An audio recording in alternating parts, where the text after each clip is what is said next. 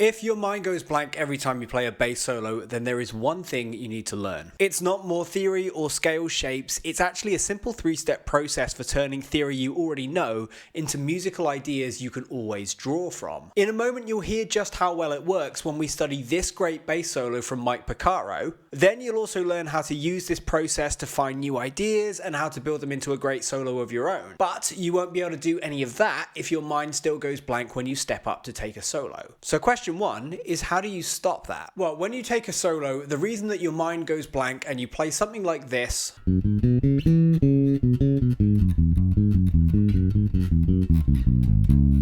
which just sounds like you're running through scales, is actually really simple. Think of the problem like this. If I asked you to follow this red dot around the screen, it would be really easy. But if I asked you this time, you'd get overwhelmed because there are way too many dots to follow. Now, what you might not realize is this is exactly why your mind goes blank when you play a solo. Let me explain. Oh, and if you want something to help you practice the concepts we talk about in this video, I've made a free backing track and it's linked below. You can go down there and grab it for free. So you probably think of playing a solo as being one job. Playing the solo. But it's actually several things you have to do all at once. You've got to listen to the band, you've got to understand the harmony, you've got to know the relevant scales, you've got to keep your technique in check, you've got to have a good command of rhythm, you've got to find all the scales you need on the neck, you've got to come up with ideas, you've somehow got to make all of that sound really musical. Just like with the red dots, it's a lot to keep track of at once and it very quickly becomes overwhelming. And when your mind gets overwhelmed, it very easily defaults to just what it already knows. The chances are what it already knows isn't a great solo, it's running up and down the scale shapes you already know, which is why your solos sound like this. So what's the answer to this? Well, if you study the first part of Mike Porcaro's bass solo from this live performance of Africa, you'll see that he's got a simple but really brilliant solution. So I want you to look closely at the first few seconds of this solo.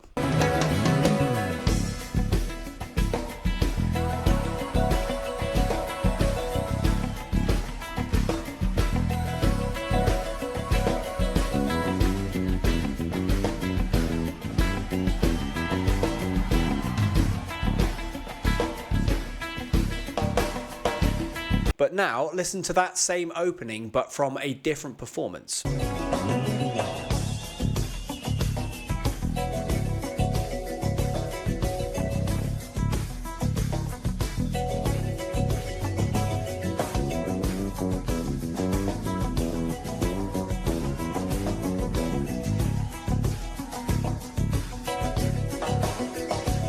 What you'll notice is that these two solos are really, really similar, and personally, I think that is no accident. I would bet it's because Mike has prepared something beforehand. He's likely already worked out how he'll start the solo, what sort of ideas he's going to play. So what this means is it doesn't matter if he gets out on stage and gets overwhelmed by trying to play a solo. It doesn't matter if his mind goes blank because he can just default to what he's already prepared. So the next time you have a bass solo coming up, follow step 1 of this process, which is to prepare some ideas beforehand. That way it doesn't matter if you default to what you already know, because just like Mike Porcaro, you'll be giving yourself a strong bank of ideas to default back to that you've already prepared. But this brings up a pretty obvious question. How do you come up with ideas and how do you go about building them into a great solo? Well, in a moment I'm going to show you an easy blueprint you can use for constructing a great bass solo. But first, you need to know how to come up with ideas that you can use in that solo. And the best way to do that is to study how Mike Porcaro and Nathan East both use a really simple technique, not just to come up with new ideas, but also to ensure that they never run out of them. So, question, what do this part of Mike's solo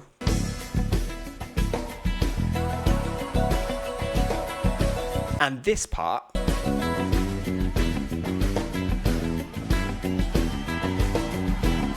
have in common? Now, it's not that they're both played over a C-sharp minor vamp or that they both use minor pentatonic and blues scales, even though that stuff is true. It's actually the soloing technique that they both share. And if you struggle turning scales you already know into actual great solos, then this is something you absolutely need to learn. What Mike is doing here is he's creating short motifs out of these scales. Now, a motif is just a short musical idea. It could be a rhythm on a single note like this,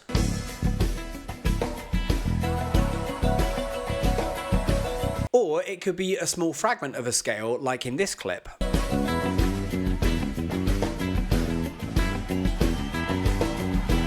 In this particular one, he's using a C# minor blues scale to come up with this motif. He starts on the E, goes through the F sharp, up to that flat 5, which is G natural, and then back through the F sharp and the E to come up with this particular motif.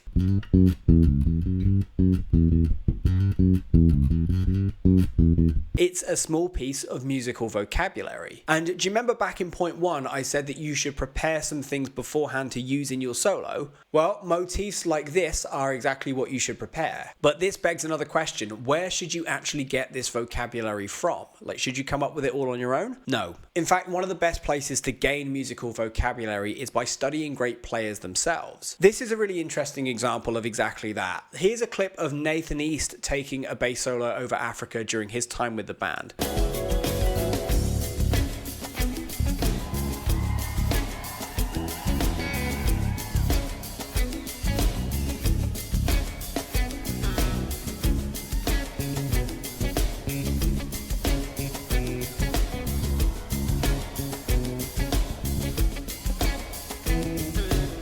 And the interesting thing to note is that the idea he starts his solo with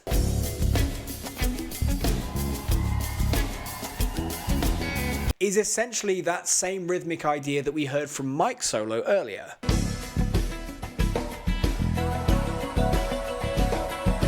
Now, whether Nathan got that particular idea directly by studying Mike's solo, I don't know, but to be honest, it kind of isn't really the point. The point is twofold. One, that musical vocabulary, no matter who you are, isn't something you have to invent from scratch. And two, one of the best ways of gathering new musical vocabulary is to take it from better players by studying them and transcribing their playing. So let's steal 3 pieces of vocabulary from Mike's solo. And whilst we're on the subject, if you're worried about not having vocabulary of your own, not being able to transcribe any, or not being able to come up with any, then you should absolutely steal the 3 bits I'm about to show you. So here's the first one.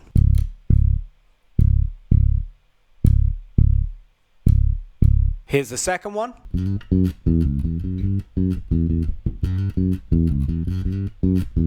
And here's the last one.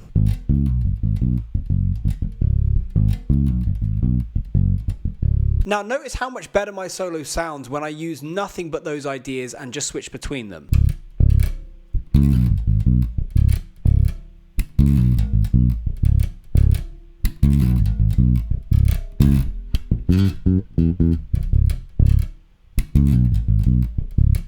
Learning great lines like this from better players gives you a much deeper insight into how you can actually use scales and theory that you already know in much more musical ways. And that insight in turn will make you much more inventive when you come up with things of your own. So over time, you naturally start changing those ideas, adapting them to different situations, and coming up with unique things of your own that just sound much better. But until that happens, great ideas that you've taken from great players will give you something more musical that you can actually draw on the next time you take a solo. But there's still a problem here. The lesson here is not as simple as just learn a few cool licks and then string them together however you want. Because if you do that, your solo can sound like you're just still mindlessly running licks instead of mindlessly running scales.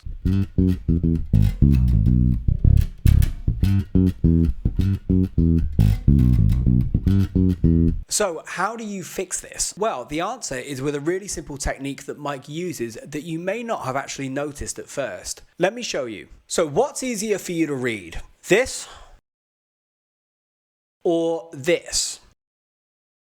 In both cases, the information is exactly the same. It's just in the second example, all the on-screen information has been organized into paragraphs and chunks, so it's much easier to follow. And what you may not realize is that your bass solos need to work in exactly the same way. My demo solo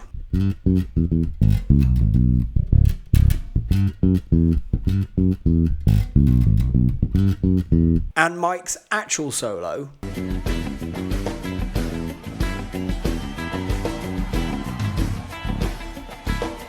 contain all the same lines, all the same licks, and all the same ideas. But one of the reasons his sounds much better is because he is using phrasing. If you're not familiar with the term, phrasing is how you organize your musical ideas into larger chunks, so that instead of hearing a random stream of licks, your audience and your listeners hear ideas that actually feel easy to digest. So, how can you learn phrasing? Well, you can learn it by copying a simple phrasing technique that Mike uses in his solo. So let's look at that next. If you look at the first part of Mike's solo,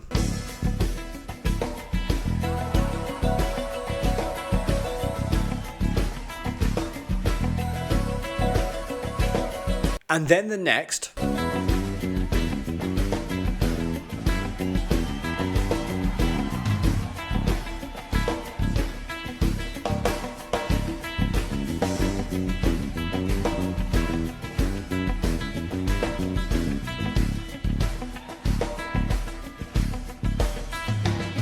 and then the next after that.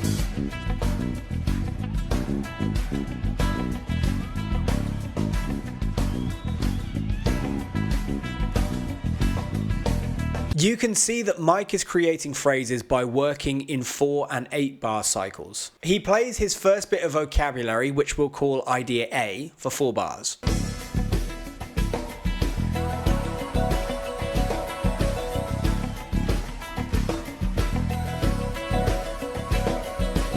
But then he builds another phrase after that by alternating between that A idea that we talked about and another idea that we'll call B for 2 bars each.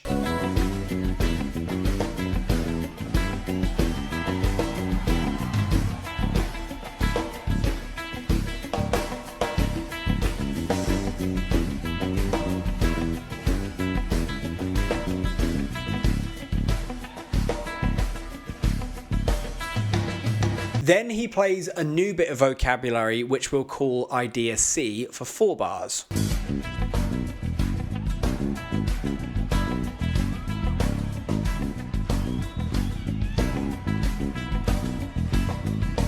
Before returning to his A idea for another 4 bar phrase.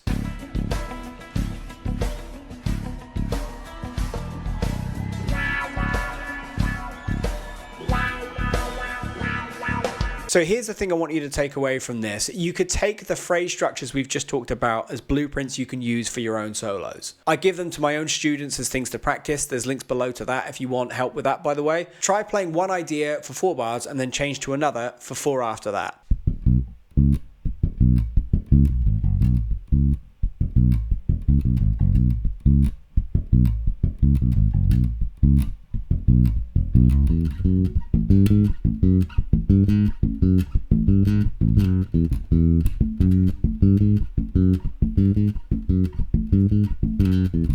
Try creating an 8 bar phrase where you change between different ideas every 2 bars.